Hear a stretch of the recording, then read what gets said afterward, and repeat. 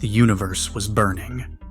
Stars were decorating the darkness like fireworks on the 4th of July, folding in on themselves before exploding into massive bursts of energy that torched anything that dared to be in their vicinities. Meteor showers threatened to steal the spotlight from the assortment of supernovas. The minuscule rocks whistled through the air, their jagged edges threatening to tear tiny wounds into the sky's skins. There were bodies floating about, celestial and human alike. Worlds were breaking down, moons squirming out of their orbits, suns engulfing their galaxies more viciously than Kronos swallowing his children whole. Joaquin felt a shiver go down his spine as he watched all of existence fall apart around him. He had little doubt that his life would, too, be claimed, sooner rather than later, if the state of the universe was anything to go by. Of course, the small space shuttle he was hiding in might have a chance of slipping through the cracks imperceptibly. At least that's the propaganda his father was spewing to the panicking people that accompanied them on the shuttle. Joaquin knew better. He knew his father had the blood of a politician and the tongue of a poet, spinning stories to calm people in times of crisis. This time was no different. That's not all Joaquin knew. He also knew it was only a matter of time before something 1,000 times their shuttle's size crashed into them and sent them all tumbling through space. At that point, it would be mere seconds, or minutes for the unlucky ones, before their lungs ruptured, blood vessels turning into firecrackers, and bodies twisting and inflating into grotesque balloon animal versions of themselves. What Joaquin didn't know, and even this he would not easily admit, was what happened once the life had been snuffed from their bodies. This unanswerable question, perhaps, was what made people so afraid to die in the first place, despite being born with the knowledge that death is inevitable. We are born to die. There is no sense in fearing death when it is known that it can and will come at any given moment. Joaquin did not fear death. He did not fear his father's death, or the death of his people, or the death of the human race. He did not even fear the death of the universe, which was taking place before his very eyes. But death did sadden him. Witnessing, experiencing, knowing that something that was once beautiful and alive no longer had a place in the universe, struck a painful chord deep in his soul. It was not easy watching the world change, remembering all those who were eventually forgotten, waiting for the moment when he himself would waste away into nothingness. It was almost comforting to know that his death's twin was the death of all of existence. At least he would not be alone in wherever it is we go after life. All the planets, moons, suns, all the beauties and horrors of the universe would be his playmates. He supposed it was worth it to die if it meant he could hold a star close to his chest when it was all over. Behind him, people were huddled around, pulling their children close, crying on strangers' shoulders. Babies were wailing, mourning the lives they never got the chance to live. Joaquin could hear his father's voice droning on, but he could not hear the words. He'd learned to tune those out long ago. He flinched when he suddenly felt a hand on his shoulder, but he did not turn to see who it belonged to. The light show outside the window was too great to miss, even for a split second. He did not even want to blink for fear of missing the opportunity to watch the universe take its last breath. "Can I help you?" he asked, keeping his voice down to not attract the attention of any others. "Probably not," a voice replied, releasing a breathless laugh that tickled the back of his neck.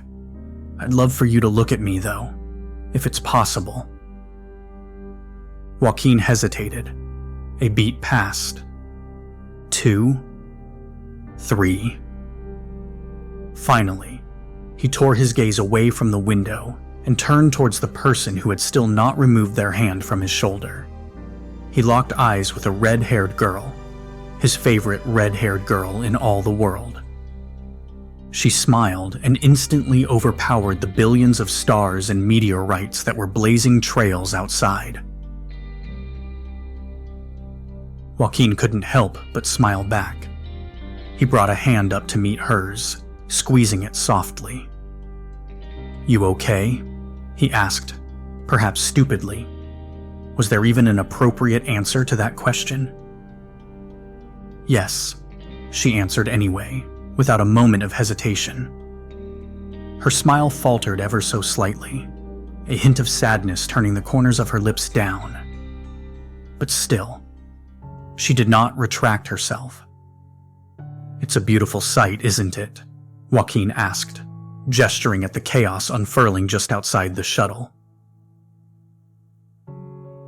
The girl laughed softly and shook her head. "Of course you would find such a thing as death and destruction beautiful." Joaquin shrugged. Death and destruction are sad and hurtful, but it doesn't mean they can't also be beautiful. She nodded, moving her hand from his shoulder to his cheek.